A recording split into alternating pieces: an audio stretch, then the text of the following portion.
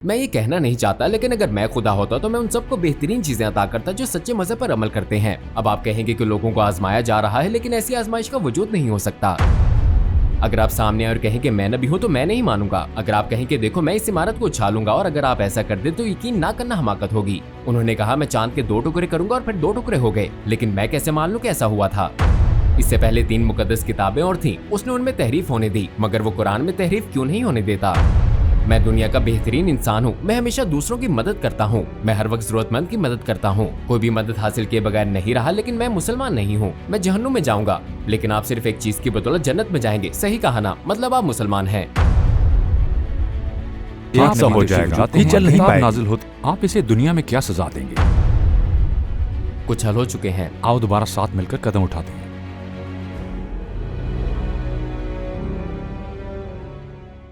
इसे YouTube पर post कर सकते हैं? कोई मसला नहीं। अच्छा, आपका अकीदा क्या है? मैं नहीं जानता कि फिलहाल मेरा क्या अकीदा है। मैं ये नहीं कह सकता कि मैं मुसलमान हूँ, और मैं नहीं कह सकता कि मैं मुसलमान नहीं हूँ, या मैं कुछ और हूँ। चले, मैं उलझन में हूँ, मतलब मैं वाकई उलझन में हूँ। क्या आप खालिक के वजूद को मानते हैं? जी बिल्कुल, मैं यकीनन मानता हूँ। मतलब मसला मजहब के साथ है फिर? हाँ, मुझे मजहब के हवाले से कुछ मसाइल हैं।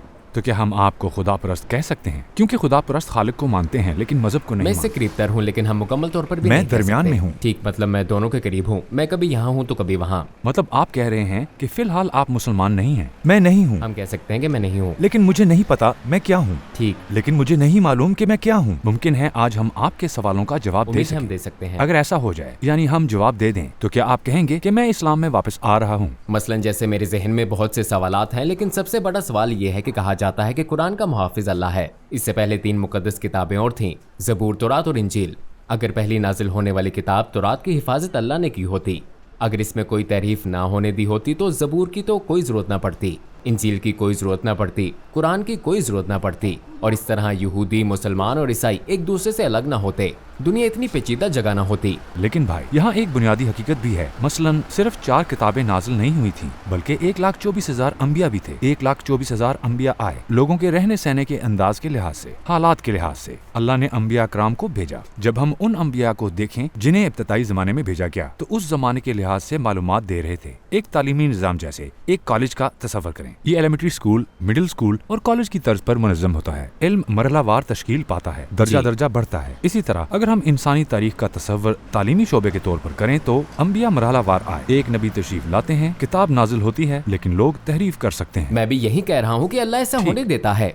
अगर उसने इनमें तहरीफ होने दी, तो फिर कुरान में क्यों नहीं होने देता? कुरान में तहरीफ ना होना, अल्लाह का कुरान की हिफाजत करना इसलिए है कि कुरान आखिरी किताब है। इसकी वजह यह है कि कुरान आखिरी किताब है और हजरत मोहम्मद सल्लल्लाहु अलैहि वसल्लम आखिरी नबी हैं। यही वजह है कि अब चूंकि और कोई नबी नहीं आएगा, लिहाजा कुरान को महफूज बना लिया गया है। कुरान को महफूज रखना जरूरी है ताकि ये निजाम लोगों को हिदायत के रास्ते पर रखे। लेकिन चूंकि इससे पहले 1,24,000 अंबिया तरतीब से आए और चूंकि वो मुतवातर आते रहे, इसलिए खुदा की तरफ से आजमाइश के तौर पर लोगों को उनमें तहरीफ की इजाजत देना आम बात है। ये मुमकिन है। इसकी इजाजत देना एक मंशा, एक तरजीह है। लेकिन हम पूछ सकते हैं कि उसने कुरान ही के तहफ़्फ़ुज़ का फैसला क्यों किया, इसकी हिफाजत की जमानत देकर, चूंकि ये आखिरी किताब और आखिरी नबी है और अब कोई नया नबी या कोई नया रसूल नहीं आएगा। यही वजह है कि अल्लाह इसमें तहरीफ नहीं होने देता। और ये भी कि मसलन जो लोग उस दौर में और उस माहौल में थे, उनके लिए चीजें निस्बतन आसान थी। मैं आपको ये बात कही गई और लिखी गई बातों की बुनियाद पे कह रहा हूँ। मौत से हुए हैं चांद 2 टुकड़े हुआ और दीगर भी, मुझे सब कुछ याद नहीं। अगर आप सामने आए और कहें कि मैं नबी हूँ तो मैं नहीं मानूंगा। आप कह सकते हैं मैं इस इमारत को छालूंगा, और अगर ऐसा हो जाए तो क्या आपको ना मानने का कोई जवाब है मेरे पास? नहीं, क्योंकि मैं इसे देख सकता हूँ। मैं ना मानूं तो अहमक बेवकूफ हूँगा,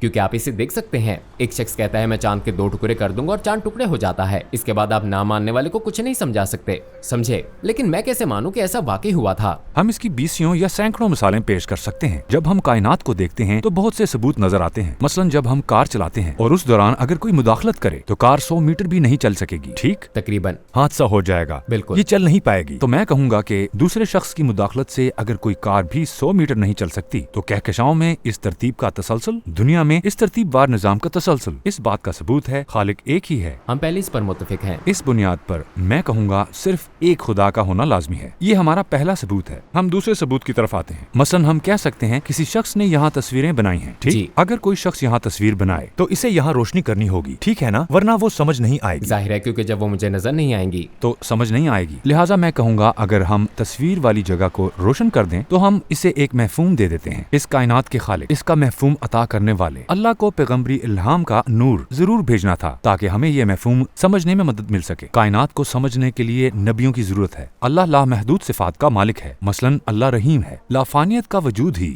رحم دلی کو رحم دلی بناتا ہے، خوشی کو خوشی اس کا لازوال ہونا ہی بناتا ہے، یعنی ہمیشہ جاری رہنے والی خوشی۔ جب ہم اس طرح کی صفات کو دیکھتے ہیں تو چونکہ وہ لامحدود سخاوت، لامحدود رحم دلی رکھتا ہے، لہٰذا اس کے نتائج بھی آخرت میں سامنے آئیں گے۔ اگر وہ نہیں چاہتا تو ہم میں خواہش کا مادہ پیدا نہ کرتا۔ اس بنیاد پر میں آپ کو کہہ رہا ہوں کہ لافانی زندگی کی ہماری خواہش آخرت میں پوری ہوگی۔ یہ معلومات میں نے کائنات کی کتاب میں پڑھی ہیں جو قرآن میں بھی ہیں، لہٰذا میں کہوں گا جن جوابات کی مجھے تلاش ہے وہ قرآن میں ہیں۔ جب میں قرآن کو دیکھتا ہوں تو اس میں 90 معجزے نظر آتے ہیں۔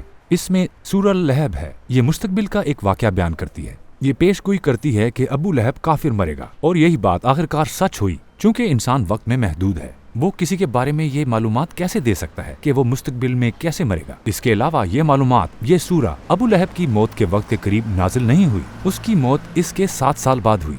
جب یہ سورہ نازل ہوئی تھی تو ایک کافر یہ بھی کر سکتا تھا، وہ جھوٹ بول سکتا تھا کہ وہ ایمان لے آیا ہے، میں ایسا ہی کرتا، لیکن دیکھ لو اس نے ایسا نہیں کیا۔ یہ جانتے ہوئے بھی وہ جھوٹ موٹ بھی ایسا نہ کر سکا، مطلب اس کا پورا نظام جانتے ہوئے ایسا صرف اور صرف وہی ہستی کہہ سکتی تھی جو وقت میں محدود نہیں ہے۔ قرآن کی سچائی کا ایک اور ثبوت یہ ہے کہ قرآن جیسی کوئی اور کتاب نہیں لکھی جا سکتی۔ قرآن چیلنج کرتے ہوئے کہتا ہے، قرآن کی مانند ایک کتاب لکھ کر لاؤ، اگرچہ تمام انسان اور تمام جنات بھی اس کام پر جمع ہو جائیں، تب بھی تم اس جیسی کتاب نہیں لکھ سکتے۔ حتیٰ کہ 14 صدیاں گزر جانے کے باوجود اس جیسی کتاب نہیں لکھی جا سکی۔ اس کی فصاحت اور بلاغت، ایک حرف میں معنی کا سمندر موجود ہونا، اس کے الفاظ میں تناسب اور ہم آہنگی، اس کا بامحاورہ کلام اور عبارت ہر ایک کو حیران کر دیتی ہے، اور کوئی بھی اس جیسی کتاب نہیں لکھ پایا۔ اور میں کہہ رہا ہوں یہ قرآنی معجزوں میں سے ایک معجزہ ہے۔ آپ ہی نے تو کہا تھا نا کہ کچھ ماورائے فطرت عمل سرزد ہونا چاہیے۔ آپ نے کہا کہ نبی نے معجزے پیش کیے، پھر کیا یہ حیران کن نہیں ہے؟ قرآن اس جیسی کتاب لکھنے کا کہتا ہے، اگر ساری دنیا اکٹھی ہو جائے تب بھی وہ اس جیسی کتاب نہیں لکھ سکی اور نہ ہی لکھ سکتی ہے، اور قرآن یہی کہتا ہے کہ تم نہیں لکھ سکتے۔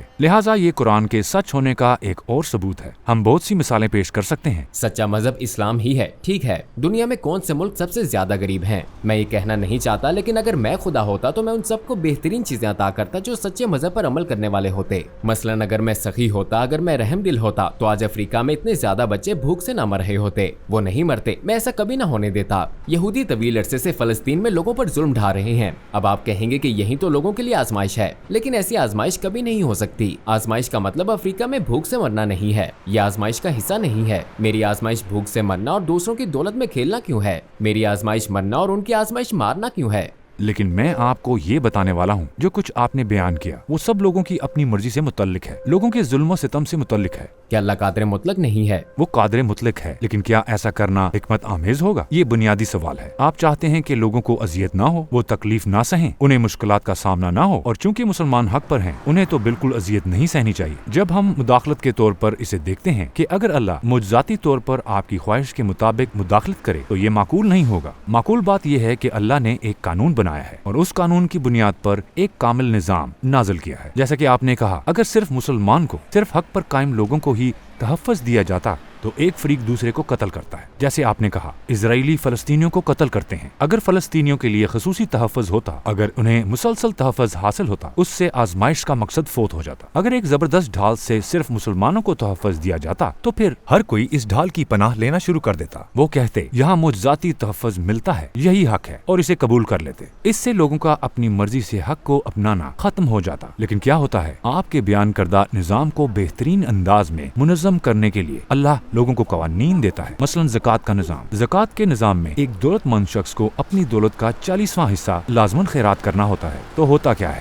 شاید آپ نے حساب لگایا ہو، اگر دنیا کے 3 امیر ترین آدمی اپنی زکوٰۃ کا ایک مختصر سا حصہ بھی خیرات کر دیں تو اگلی نسلیں تک غربت سے نکل جائیں گی۔ بالکل، اللہ ہمیں پہلے ہی حل فراہم کر چکا ہے۔ وہ حل فراہم کرتا ہے اور لوگ اس پر عمل نہیں کرتے۔ لہٰذا اگر لوگ اپنی مرضی سے قانون پر عمل نہیں کرتے اور حل کو اختیار نہیں کرتے تو یہ ان کی اپنی غلطی ہے۔ مثلا ایک ڈاکٹر آتا ہے اور ہسپتال میں آنے والے تمام لوگوں کو جان بوجھ کر مار دیتا ہے۔ اب اس صورت میں کیا ہم ڈاکٹر کو ملزم ٹھہراتے ہیں یا پھر میڈیکل کی کتابوں کو الزام دیتے ہیں؟ ہم ڈاکٹر کو الزام دیتے ہیں۔ ہم ڈاکٹر کو الزام دیتے ہیں۔ میڈیکل کی کتابوں کا اس معاملے سے کوئی تعلق نہیں ہے، ہم ان کتابوں پر غصہ بالکل۔ نہیں کرتے۔ بالکل اسی طرح جب اللہ نے قرآن میں حل فراہم کیا ہے تو چند لوگ کے ایک دوسرے کو اذیت دینے کے باعث قرآن کو الزام دینا یا کہنا کہ قرآن کی دی گئی معلومات غلط ہے کوئی معقول بات نہیں ہوئی۔ بڑے جرائم کی سزا بڑی جگہوں پر دی جاتی ہے اور چھوٹے جرائم کی سزا چھوٹی جگہوں پر دی جاتی ہے، انہیں عدالت لے جایا جاتا ہے۔ چنانچہ بڑے جرائم جیسے کہ دوسرے افراد کا قتل، اجتماعی قتل عام کو بڑی عدالت میں لے جایا جاتا ہے اور ان کی سزا آخرت میں دی جائے گی۔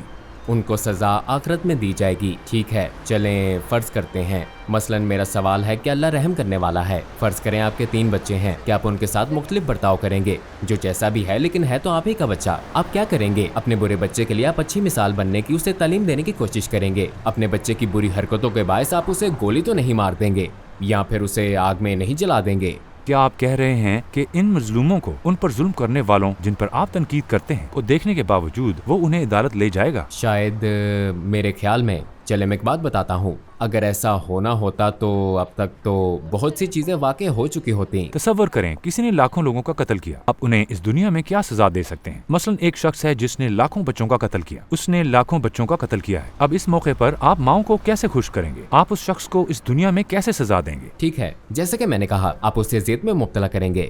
بنیادی طور پر ہمارے پاس ایک نظام ہے، میں سزائے موت کے بالکل خلاف ہوں کیونکہ میرے خیال میں یہ فرار کی ایک راہ ہے، لیکن مثال کے طور پر ہمارے نظام میں ایک چیز ہے جسے عمر قید کہتے ہیں۔ کیا آپ کے خیال میں یہ کافی ہے؟ یہ کافی نہیں ہے، ہرگز کافی نہیں میں ہے۔ بھی یہی کہوں گا، یہی بنیادی نقطہ ہے۔ کیونکہ یہ کافی نہیں، اس لیے جس ہستی پر ہم ایمان رکھتے ہیں وہ اس مقدمے کو اس دنیا سے آخرت میں لے جائے گا تاکہ بڑی عدالت میں اسے سزا دی جا سکے۔ آپ ایسے شخص کو لاکھوں مرتبہ قتل نہیں کر سکتے جس نے لاکھوں لوگوں کا قتل کیا ہو۔ لہٰذا میں یہ کہوں گا کہ ایک بڑے کمرہ عدالت کا ہونا ضروری ہے۔ میں کہوں گا کہ اس مقدمے کو بڑے کمرہ عدالت لے جانے تک ملتوی رکھنا چاہیے۔ فرض کریں کہ میں بہت ہی نیک انسان ہوں، میں دنیا کا بہترین انسان ہوں، میرے پاس لاکھوں روپے ہیں اور میں ہمیشہ دوسروں کی مدد کرتا ہوں، میں ہر ضرورت مند کی مدد کرتا ہوں، کوئی بھی میری مدد حاصل کیے بغیر نہیں رہا، لیکن میں مسلمان نہیں ہوں، میں جہنم میں جاؤں گا۔ ٹھیک، اور آپ ایک بہت اچھے مسلمان ہیں، آپ عقیدے کے لحاظ سے ایک اچھے مسلمان ہیں، آپ اپنے تمام مذہبی فرائض پورا کرتے ہیں، لیکن آپ دوسروں کے لیے ایک برے آدمی ہیں، آپ صرف مسلمان ہونے کی بدولت جنت میں جائیں گے، صحیح؟ میری رائے میں یہی بات معقول ہے۔ میں سمجھ گیا، یہ بہت اچھا سوال ہے، مجھے وضاحت کرنے دیں بھائی۔ پہلا مسئلہ یہ ہے کہ ایمان نتیجے کا معاملہ ہے، مطلب کسی ایسے شخص کو لیں جو فی الحال بہت اچھا ہو، جو بہت نیک ہو، ہمیں کوئی آئیڈیا نہیں کہ اسے موت کیسے آئے گی۔ اہم چیز موت کے وقت کیا جانے والا فیصلہ ہے۔ کسی بہت نیک آدمی کی موت ایمان پر ہو سکتی ہے، یہ معاملہ نتیجے کا ہے۔ یا کسی ایسے مسلمان کی بات کریں جو بہت برا ہو، یعنی اگر اس کے طرز زندگی کو دیکھیں تو اس طرح کے بہت لوگ ہیں، وہ اپنی زندگی میں کہہ سکتے ہیں کہ میں مومن ہوں، لیکن ہمیں نہیں معلوم کہ اسے موت کس حال میں آئے گی۔ ممکن ہے اس نے اتنے برے اعمال کیے ہوں جس سے اس کا دل سیاہ ہو گیا ہو، اور گناہ کرتے کرتے اس کا دل اتنا سیاہ ہو جائے کہ اس کی موت ایمان پر نہ ہو۔ ہم یہ نہیں جانتے، یعنی ہم لوگوں کے طرز زندگی کو دیکھ کر نتیجہ اخذ نہیں کر سکتے، یہ نتیجہ غلط ہوگا۔ یقیناً ہم ایسا نہیں کر سکتے۔ زبردست، یہ پہلی چیز ہے بھائی۔ آئیے اب دوسری چیز دیکھتے ہیں۔ ہمیں جاننا چاہیے جسے ہم اچھائی کہتے ہیں اس کا تصور کیا ہے۔ مثلا اگر کوئی بادشاہ آپ کو ملازم رکھے اور سونے کی 1000 اشرفیاں دے اور آپ کو کہے کہ جاؤ لوگوں میں بانٹ دو، تو یہ آپ کی اپنی اچھائی ہوگی یا بادشاہ کی؟ یہ بادشاہ کی اچھائی ہوگی۔ اشرفیاں اس نے بانٹنی ہیں، ٹھیک؟ ہمیں بھی عمل کی طاقت عطا کی گئی ہے جو سونے کی طرح قیمتی ہے۔ اچھائی کرتے ہوئے ہماری قوت یا استعمال کردہ چیزیں، یہ پھل، غذائیں، سامان جو ہم لوگوں کو دیتے ہیں، سب کچھ اللہ کا ہے۔ جیسا کہ اس مثال میں بادشاہ ہی سونے کی اشرفیاں بانٹ رہا ہے۔ اسی طرح ہر اچھائی کا کرنے والا اللہ ہی ہے، بندہ صرف وہی کرتا ہے جس کا اسے حکم دیا جاتا ہے، چونکہ یہاں حقیقی ملکیت بادشاہ کی ہے، لہٰذا اچھائی کا اصل کرنے والا بادشاہ ہی ہے۔ لہٰذا وہ کون ہے جس نے ہمیں عمل کی طاقت اور اختیار دیا؟ اللہ ہی ہے جس نے ہمیں عمل کی طاقت اور اختیار دیا۔ عمل کی طاقت کے ساتھ ساتھ اچھائی کرنے کے لیے استعمال کردہ چیزیں اور نظام، یہ سب کس نے تخلیق کیے؟ اللہ نے۔ جب میں اچھائی کرتا ہوں تو میں ہمدردی اور خوشی محسوس کرتا ہوں۔ کس نے مجھے یہ احساسات دیے؟ کون مجھ سے اچھائی کرواتا ہے؟ کون مجھے جذبات دیتا ہے؟ پھر سے اللہ ہی ہے، لہٰذا تمام سرچشمے اللہ ہی سے ملتے ہیں۔ اس نے مجھے عمل کی طاقت استعمال کرنے کا حوصلہ دیا اور مجھے خوشی کا احساس دیا۔ اس نے مجھ میں سخاوت کی صفت پیدا کی۔ فرض کریں کہ ایک آدمی یہاں آیا اور اس نے بہت سی جگہوں پر بم رکھ دیے، ٹھیک ہے، پھر وہ کہیں دور چلا گیا اور صرف ایک بٹن دبا کر 1,00,000 لوگوں کو قتل کر دیا۔ اب عدالت میں وہ کہہ سکتا ہے، پیارے جج صاحب، میں نے کیا غلط کیا؟ میں نے صرف بٹن ہی تو دبایا، صرف 1 سیکنڈ لگتا ہے۔ ویسا نہیں کہہ سکتا۔ آپ اس معاملے کو اتنا بڑھا چڑھا کیوں رہے ہیں؟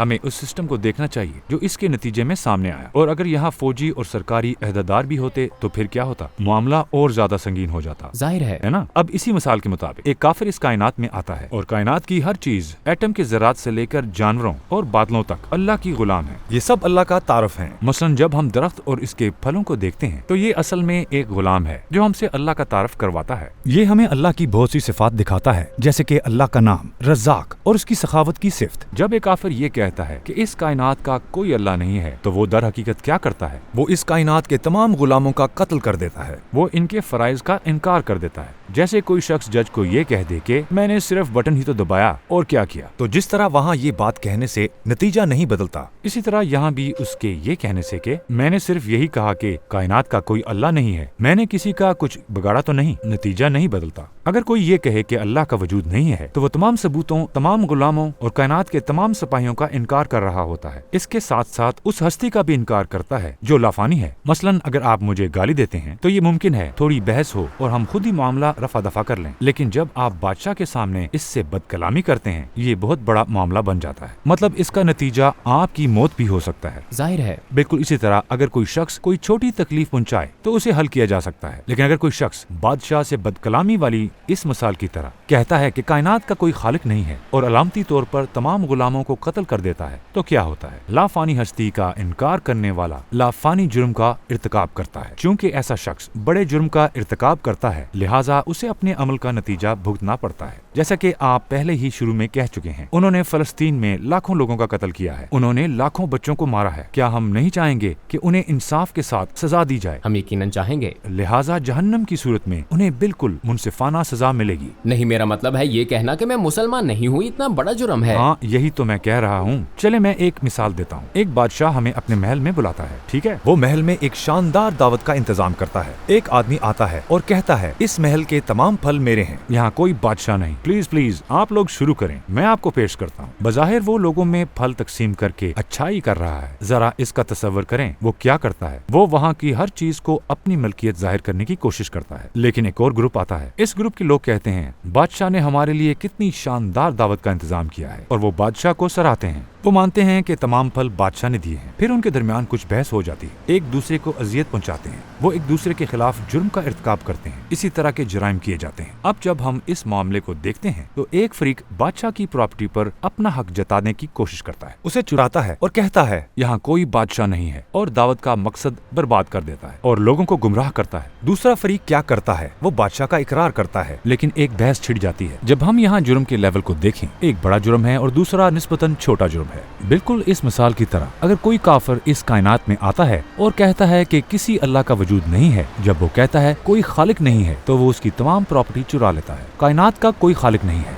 ये सारी प्रॉपर्टी मेरी है, मेरे जिस्म पर मेरा हक है। जब वो कोई अच्छाई करता है, लोगों में फल तकसीम करता है और कहता है वो तो लोगों के साथ अच्छाई कर रहा है, और लोगों को कहता है कि इस जगह का कोई बादशाह नहीं, इसका मतलब है ये कि वो यहाँ मौजूद हर शय की मलकियत पर अपना हक जमाने और उसे चुराने की कोशिश करता है। और उसका ये मतलब है कि वो यहाँ मौजूद हर गुलाम का इलामती कत्ल कर देता है, क्योंकि हर चीज को अल्लाह की सिफात जाहिर करने के लिए पैदा किया गया है। एक मुसलमान यहाँ जुर्म का इर्तिकाब कर सकता है, लेकिन वो इस कायनात के बादशाह का इकरार करता है। लेकिन जैसे मैंने आपसे कहा, ये बुनियादी बातें मरहलावार हल होंगी। कुछ हल हो चुकी हैं। मैं पहले इस बारे में हमेशा सोचता हूँ, मैं इस बारे में सोचना जारी रखूंगा। मेरा मतलब है मुझे आपसे मदद मिली। आप कह रहे हैं बाज हल हो चुकी हैं, मगर सब नहीं। मसलन हम घर से बाहर हैं, ठीक है, और फर्ज करें हम किसी चट्टान के किनारे पर हैं। वहाँ एक महल भी है जिसके 100 दरवाजे हमारे सामने हैं। इस महल के 100 दरवाजों में से एक दरवाजा खुला है और 99 दरवाजे बंद हैं। लेकिन हमें संगीन सूरत हाल दरपेश है। इस सूरत में क्या हम महल में इसलिए नहीं जाएंगे कि इसके 99 दरवाजे बंद हैं? हम ऐसा नहीं करेंगे। एक दरवाजा पहले ही खुला है, हम क्यों दाखिल नहीं होंगे? लेकिन अगर जरूरत हुई तो मैं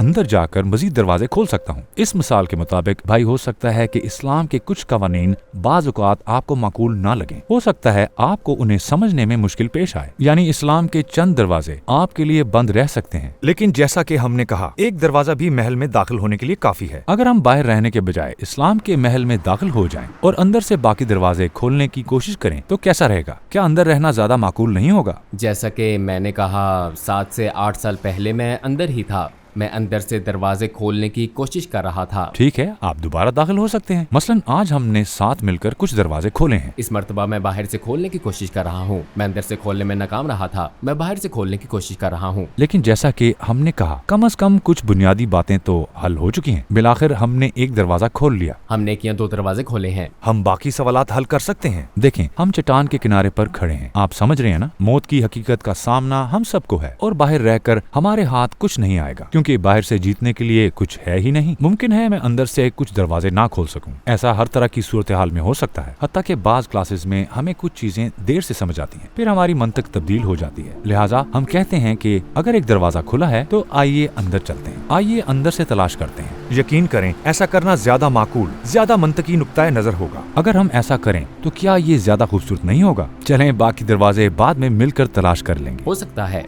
मैं किसी चीज का वादा नहीं कर रहा, मगर हो सकता है। आइए साथ मिलकर एक और कदम उठाते हैं। मेरा मतलब है मैं तजब्जुब में हूँ। भाई, मेरे ख्याल में एक दरवाजा आपके लिए काफी है। मतलब कि एक दरवाजा। मैं कोशिश करूंगा, मैं वाकई कोशिश करूंगा। हो सकता है आप इस बारे में आज रात सोचें। मेरा ख्याल है अगर आप महल में दाखिल हो जाएं तो ये आपके लिए और ज्यादा खूबसूरत होगा। इसके बारे में खुद सोचिए। अगर आपके जहन में कोई सवालात हैं तो मैं इनके जवाब देने के लिए तैयार हूँ। शुक्रिया। ये बातचीत अच्छी थी। अपना ख्याल रखिएगा। शुक्रिया, आप भी अपना ख्याल रखिए।